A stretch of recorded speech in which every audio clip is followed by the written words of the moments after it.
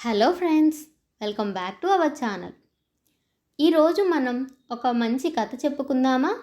ఈరోజు మనం చెప్పుకునే కథ పేరు నక్క కుందేలు స్నేహం.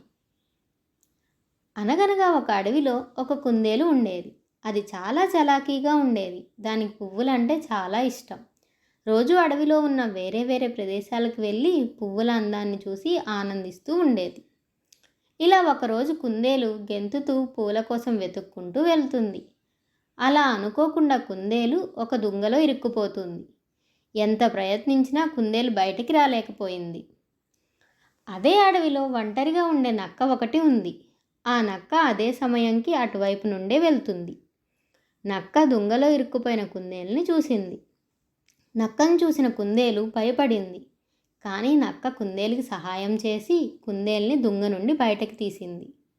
కుందేలు బయటకు వచ్చి సంతోషపడి నక్కకి కృతజ్ఞతలు చెప్తుంది.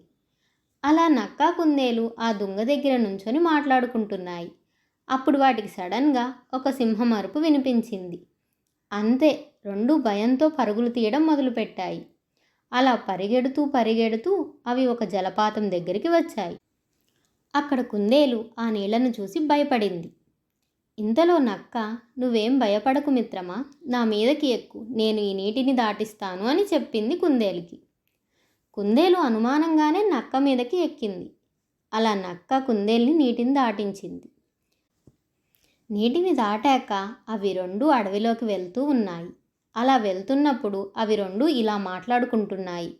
కుందేలు అంటుంది, "నిన్ను చూడగానే నాకు భయం వేసింది, కానీ నువ్వు నాకు చాలా సహాయం చేశావు" అని అంటుంది.